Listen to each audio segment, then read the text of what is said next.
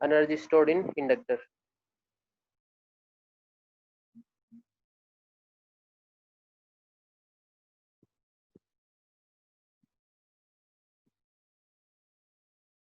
Inductor में कितनी energy store होती है वो निकालेंगे।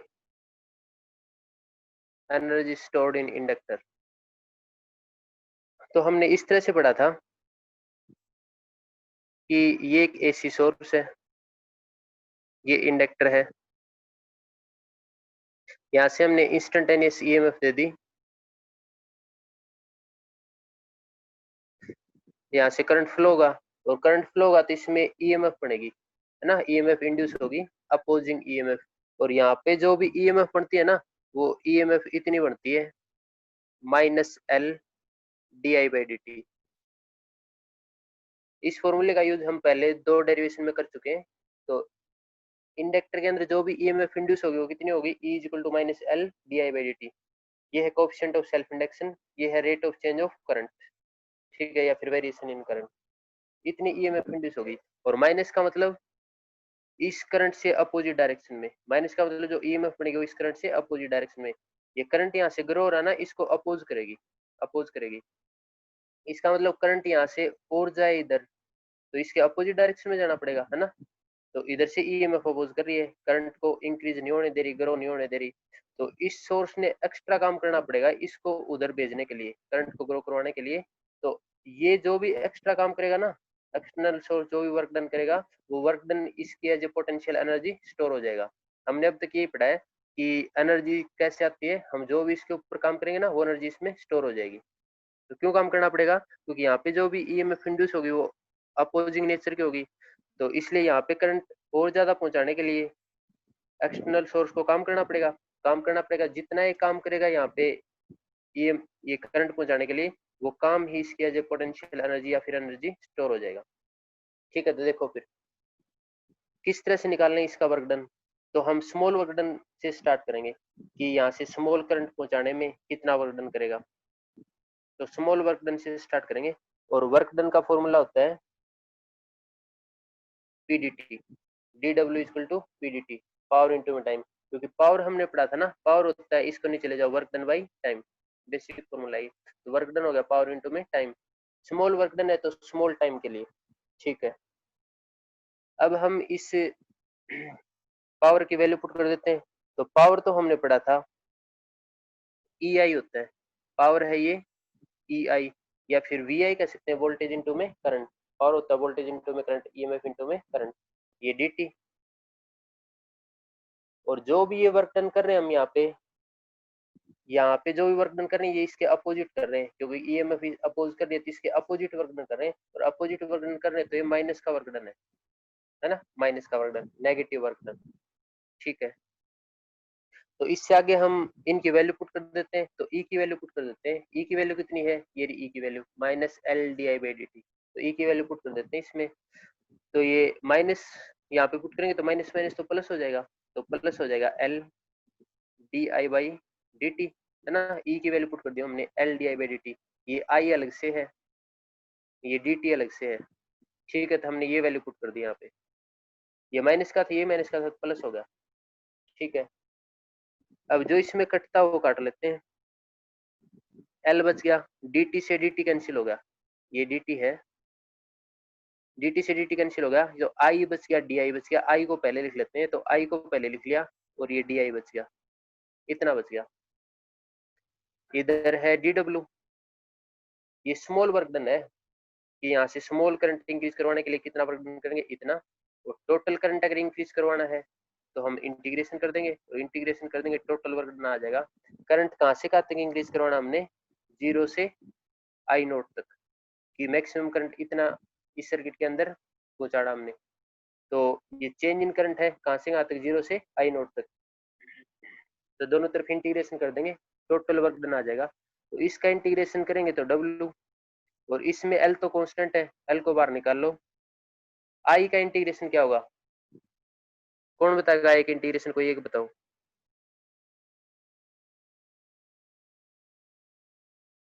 I के आगे di है तो I का इंटीग्रेशन क्या होगा, I² by 2, है ना, यहाँ पे दोनों सेम है, जैसे x dx होता, t dt होता, तो i di है। तो यहाँ पे हो, यहाँ पे सेम वेरिएशन है, तो यहाँ पे जो भी होते हैं ना उसकी पावर एक इंक्रीज हो जाती है, तो आई है तो एक पावर इसकी इंक्रीज होगी, तो एक पावर है यहाँ पे, और एक इंक्रीज करेंगे 2 होगा ना, तो आई स्क्वायर बाई 2 होगा इंटीग्रेशन 0 से आई नोट तक। करंट की वेरिएशन कहाँ से कहाँ तक करनी है, 0 से आई नोट तक। ठीक है, 2 बार निकाल लो, तो 2 बार निकाल लेते हैं। क्या बच गया, आई स्क्वायर। पहले ऊपर वाली लिमिट पुट करो, ऊपर वाली लिमिट यहाँ पे पुट करेंगे तो आई नोट का स्क्वायर, नीचे वाली लिमिट यहाँ पे पुट करो तो 0।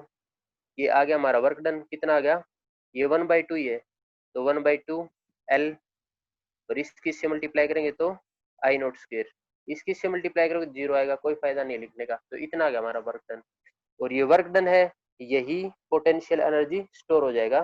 तो हम लिख सकते हैं this work done stored as a energy in inductor. तो इंडक्टर के अंदर ये एनर्जी स्टोर होगी, तो हम यहाँ पे लिख लेंगे कि इंडक्टर के अंदर जो भी एनर्जी स्टोर हुई है, और जो भी स्टोर्ड एनर्जी है ना, उसको पोटेंशियल एनर्जी कहते हैं, इसको यू से डिनोट करते हैं। तो यही पोटेंशियल एनर्जी आएगी half L I naught square. तो energy stored in inductor is equal to half L I naught square. I है maximum current in the circuit, L क्या है, कोफिशिएंट ऑफ सेल्फ इंडक्शन। कोई डाउट है तो बताओ। ठीक है, तो हमने निकाल लिया एनर्जी स्टोर्ड इन इंडक्टर। अब हम निकालेंगे एनर्जी स्टोर्ड इन कैपेसिटर।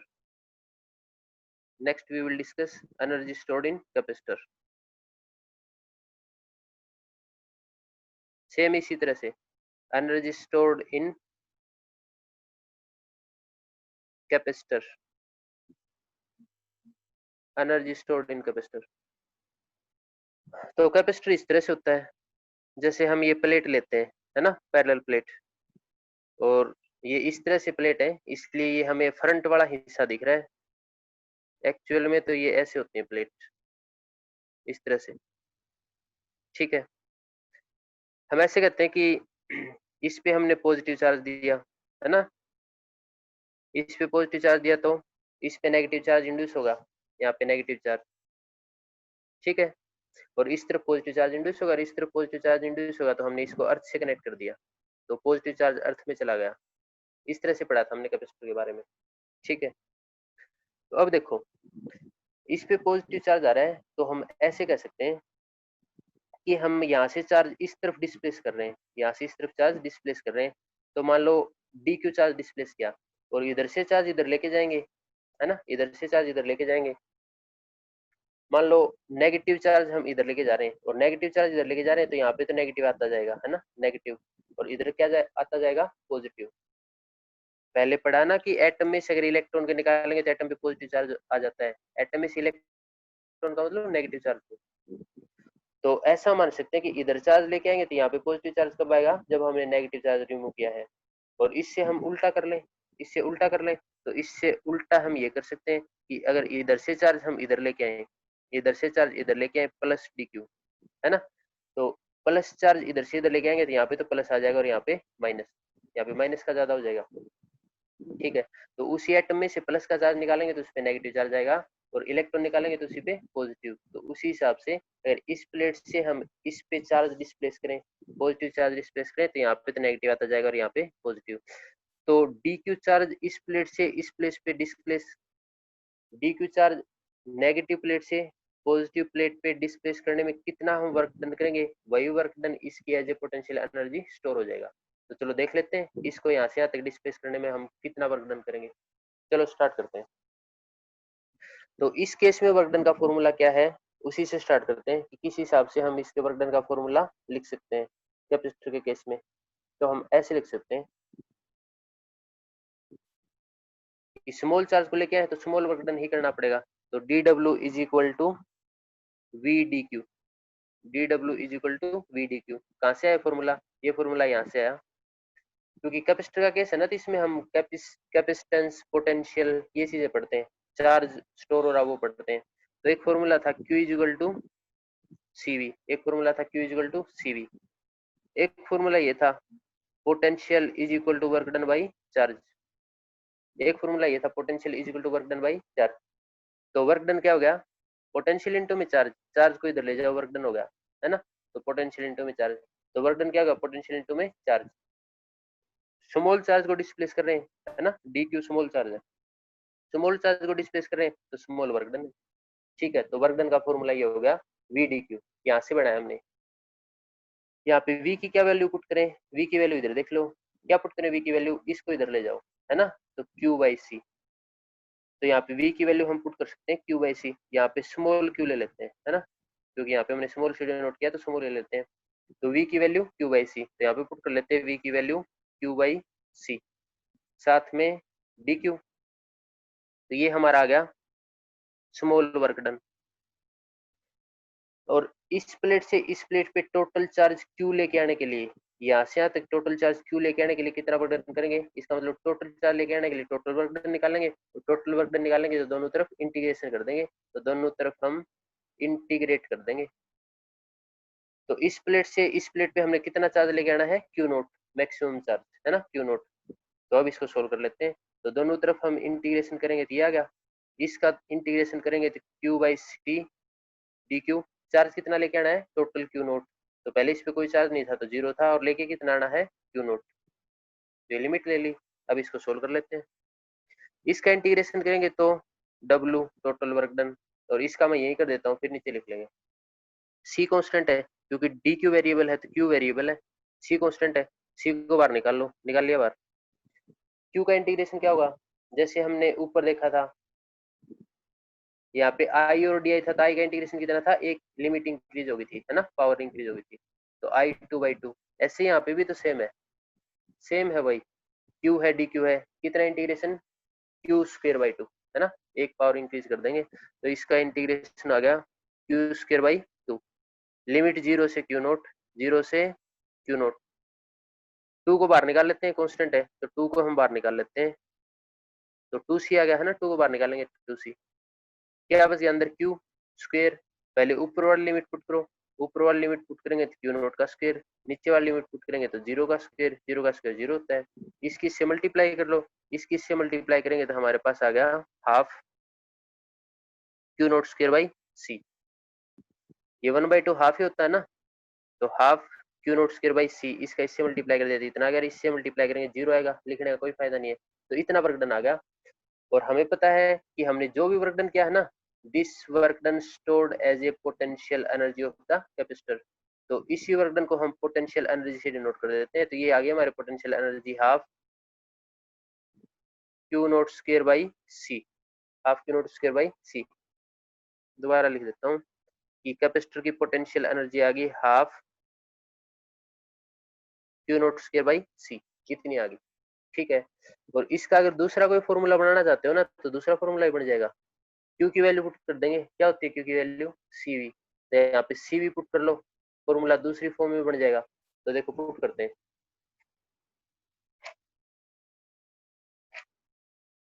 हमारे पास अभी जो एनर्जी आई है वो इतनी आई है, half Q naught square by C, या फिर Q naught square by two C बोल सकते हैं सीधा ही। क्यू की वैल्यू पुट कर दें क्या, सीवी, तो सीवी पुट कर दिया हमने, क्यू का स्क्वायर है, इसका स्क्वायर, ये स्क्वायर है, ठीक है।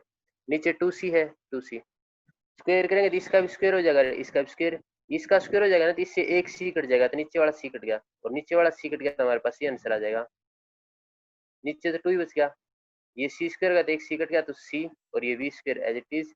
तो पोटेंशियल एनर्जी ऑफ कैपेसिटर होती है हाफ सी वी स्क्वायर, या फिर Q Q naught square by two C. तो ये फॉर्मूला भी यूज हो सकता है, और ये फॉर्मूला भी यूज हो सकता है, कौन सा भी यूज हो सकता है, ठीक है। दोबारा देख लो कैसे डेरिवेशन किया हमने, किसी भी चीज की एनर्जी निकालनी है, या अब तक हमने निकाल ली है, हम वर्क डन से स्टार्ट करते हैं, हम उस पर जितना काम करेंगे या फिर जो भी चीज उस पर जितना काम करेगी उसमें उतनी ही एनर्जी स्टोर होगी। यहाँ पे एसी करंट फ्लो हुआ, इस एसी करंट की वजह से यहाँ पे ईएमएफ इंड्यूस होगी, ये ईएमएफ इस तरह से इंड्यूस होगी, लेंज लॉ ने बताया था, according to Lenz law polarity of this induced EMF is such that it opposes the cause which produce it। जो करंट इसको प्रोड्यूस करता है ना, इसी को अपोज करेगी, तो करंट को आगे नहीं जाने देगी, इंक्रीज नहीं होने देगी, ग्रो नहीं होने देगी। तो करंट को और आगे पहुंचाने के लिए हमने एक्स्ट्रा काम करना पड़ेगा, और जितना काम करेंगे ना उतना ही यहाँ पे as a potential energy store हो जाएगा। तो कितना काम करेंगे, वर्क डन होता है पावर इनटू में टाइम, पावर का फॉर्मूला होता है वोल्टेज इंटू में करंट या ईएमएफ इंटू में करंट। अब पॉजिटिव में काम करें इसलिए माइनस है। ई की वैल्यू होती है minus L D I by D T, value put की, दोनों तरफ इंटीग्रेशन कर लिया, इंटीग्रेशन करके सोल्व कर लिया, जो वर्क किया वही पोटेंशियल एनर्जी है, तो ये आंसर आ गया half L I not square. Energy stored in capacitor, capacitor की इस प्लेट से इस प्लेट पे जितना पॉजिटिव चार्ज लेके आने में हम वर्क डन करेंगे ना, क्योंकि यहाँ पे हम पॉजिटिव चार्ज ले आए तो पॉजिटिव बन गया, और पॉजिटिव चार्ज लेके आएंगे तो ये अपोज करेगा, और पॉजिटिव चार्ज लेके आएंगे तो ये पॉजिटिव अपोज करेगा ना, तो और पॉजिटिव लेके आने में कितना वर्क डन करेंगे वही वर्क डन है, यहाँ पे पोटेंशियल एनर्जी स्टोर हो जाएगा। यहाँ पे वर्क डन का फॉर्मूला है वी डी क्यू, और इंडक्टर के केस में वर्क डन का फॉर्मूला लेना है पी डी टी, यही ध्यान रखना है, क्योंकि वर्क डन का फॉर्मूला ये भी होता है वर्क डन पावर इंटू में टाइम, और वर्क डन का फॉर्मूला ये भी होता है पोटेंशियल इंटू में चार्ज। कैपेसिटर के केस में पोटेंशियल और चार्ज की बात करेंगे, क्योंकि यहाँ पे पोटेंशियल ग्रो होता है, जब चार्ज इस पे आता जाएगा ना तो पोटेंशियल बिल्डअप होता जाता है। v की वैल्यू पुट कर दी यहाँ से, v की वैल्यू यहाँ से q बाई सी, तो v की वैल्यू q बाई सी, बस सब दोनों तरफ इंटीग्रेशन कर दिया और सोल्व करके हमने देखा तो आंसर क्या आ गया half q naught square by C, और q नॉट की वैल्यू पुट कर दो सी भी, तो इसका दूसरी फॉर्म में फॉर्मूला बन जाएगा। दूसरी फॉर्म में क्या फॉर्मूला बन जाएगा, ये फॉर्मूला बन जाएगा q की वैल्यू अगर सी पुट करोगे तो c से एक c कट जाएगा, तो half C square, this is potential energy stored in capacitor. देखो कुछ पूछना हो तो बताओ, हैंड रेज कर सकते हो, नहीं तो आगे पढ़ते हैं।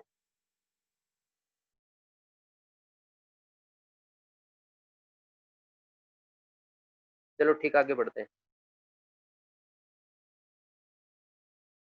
तो आगे हम न्यूमेरिकल करेंगे, क्योंकि डेरिवेशन करते हो गए 2-3 दिन, न्यूमेरिकल भी किए हैं बीच में हमने, आज और करते हैं न्यूमेरिकल, किस तरह क्वेश्चन आते हैं एग्जाम में वो पढ़ते हैं।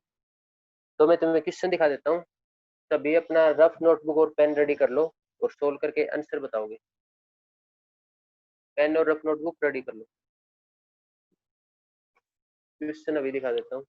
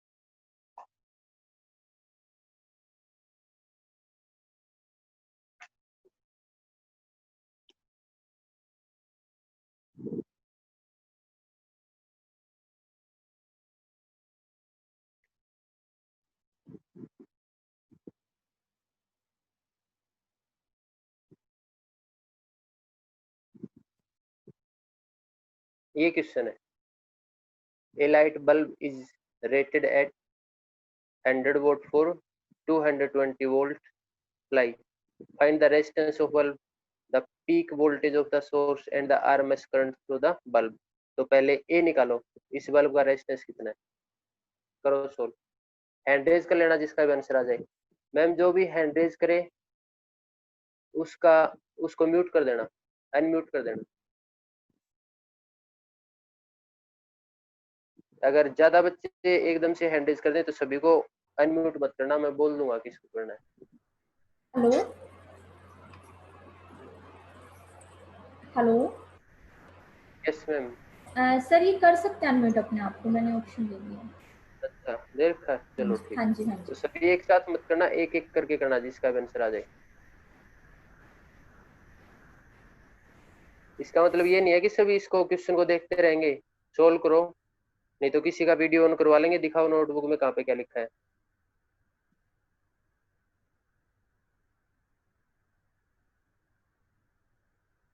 ये अच्छी तरह समझ में आता है। ऐसे था कि एक बल्ब है, यहाँ पे हम बल्ब बना लेंगे, ठीक है, बल्ब है, बल्ब इज रेटेड एट इस पे बल्ब पे लिख रखा है 100 वोल्ट, ठीक है, और 220 वोल्ट। इसका मतलब ये बल्ब है ना 100 वोल्ट का है और 220 वोल्ट पे काम कर सकता है ना, कितनी वोल्टेज पे काम कर सकता है, 220 वोल्ट पे, ऐसा लिखा हुआ है। रेटेड का मतलब इस पे क्या लिखा हुआ है, ठीक है।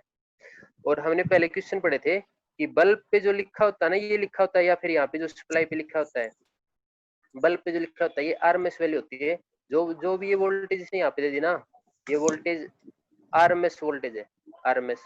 तो आरएमएस वोल्टेज है वो 220 वोल्ट है, ठीक है ना। पावर 100 वोट है, तो पावर है 100 वोट, ठीक है। पावर से रिलेटेड ऐसा फॉर्मूला देखेंगे जिसमें रेजिस्टेंस हो, क्योंकि रेजिस्टेंस पूछ रखा हमने। तो देखो पावर का फॉर्मूला हमने ये पढ़ा था, P इक्वल टू वी आई, है ना, P इक्वल टू वी आई, ठीक है। अगर हम आई की जगह V बाई आर पुट कर दें, है ना, आई की जगह V बाई आर, क्यों पुट कर दें V by R, V equal to I R होता है ना, यस सर। है ना, V equal to I R. तो आई की जगह V बाई आर, तो आई की जगह V बाई आर पुट कर दो, क्या बन गया, V स्क्वायर बाई आर, ठीक है ना। ये पावर का फॉर्मूला बन गया V स्क्वायर बाई आर। निकालना क्या है, आर, आर निकालना है, आर इधर ले जाओ, पी को इधर ले आओ, तो V square by P. V तो हमें दे रखा है, कितना दे रखा है, 220, तो 220 पुट कर देंगे यहाँ पे। और पावर कितनी दे रखी है, 100, इसको सोल्व कर लेंगे, और इनको पुट करके सोल्व करेंगे तो 484 आएगा, 484 ओम, ठीक है। फर्स्ट पार्ट में आर पूछ रखा था, सेकंड पार्ट में पीक वोल्टेज। और पीक वोल्टेज को ऐसे रिप्रेजेंट करते हैं, पीक वोल्टेज का मतलब ये होता है कि ये इंस्टेंटेनियस एसी है ना, तो ये मैक्सिमम वोल्टेज कितनी है, इसी को पीक या फिर मैक्सिमम वोल्टेज या फिर एम्पलीट्यूड ऑफ वोल्टेज भी कह सकते हैं, ठीक है। हमने आरएमएस जो ईएमएफ पढ़ी थी ना, वो इस तरह से पढ़ी थी, E R M S is equal to E nought by root two. ये 1/√2 था ना, तो 1 को √2 से डिवाइड करते थे तो ये आंसर आता था, और साथ में ये एज इट इज। तो ई आर एम एस का ये फॉर्मूला आया था 0.707 इंटू में ई नोट। इसका मतलब ये कहाँ से आया था, उसी डेरिवेशन में देखोगे तो 1/√2 की वैल्यू है ये, ठीक है। हमने क्या निकालना है, पीक वैल्यू, और पीक वैल्यू ये है तो यहाँ से निकाल लो, इस √2 को इधर ले जाओ, तो इस √2 को इधर ले जाएंगे, तो √2 times of E R M S. और रेटेड वोल्टेज होती है ना, वो आर एम एस ही होती है, तो ये तो हमें दे रखी है, और दे रखी है तो वैल्यू पुट कर दो, तो √2 इंटू में 220, ये मल्टीप्लाई है, और इसको हम सोल्व करेंगे तो कितना आएगा, 311 वोल्ट। √2 को हम लिख सकते हैं 1.414, है ना, और इसके मल्टीप्लाई करके देख लो, ये आ जाएगा। इसमें थर्ड पूछ रखा था आरएमएस करंट, थर्ड क्या पूछ रखा है, आरएमएस करंट। तो आरएमएस करंट पूछ रखा है, और आरएमएस करंट पूछ रखा है, तो जो हमने ये वोल्टेज यहाँ पे लिखी है ना, ये वोल्टेज लिखी है, ये आरएमएस वोल्टेज ही है, यहाँ पे आरएमएस वोल्टेज है, ये आरएमएस करंट है, और ये एवरेज पावर। तो इससे हम लिख सकते हैं, तो करंट की वैल्यू इससे क्या आ जाएगी, पी बाई वी, इस फॉर्मूले से।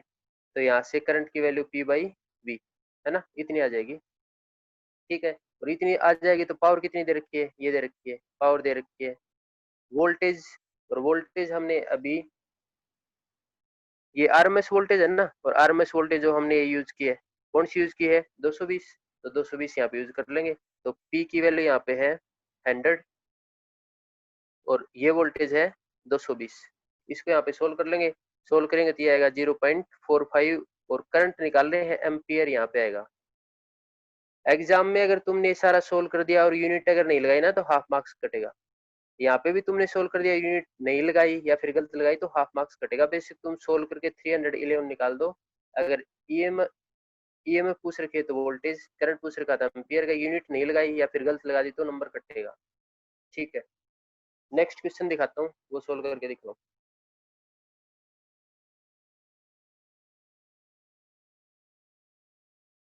देखो नेक्स्ट क्वेश्चन ये है,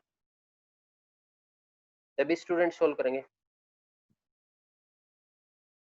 ये क्वेश्चन दे रखा है, a capacitor and resistor R connected in series with an AC source. इसका मतलब डायग्राम बना लोगे जिसके अंदर कैपेसिटर और रजिस्टर है। If the potential difference across C R are 120 volt and 90 volt respectively, and if the RMS current of the circuit is 3 ampere, calculate impedance power factor of the circuit। करो solve. Book में देख के सीधा मत tape देना, मैं फॉर्मूले पूछूंगा, दूसरे तरीके से भी सोल्व हो सकता है। बुक में शॉर्टकट दे रखे वो नहीं, जो मैं हमने पढ़ा है ना उसी हिसाब से सोच समझ के करना है, डायग्राम बनाओ और सोल्व करो।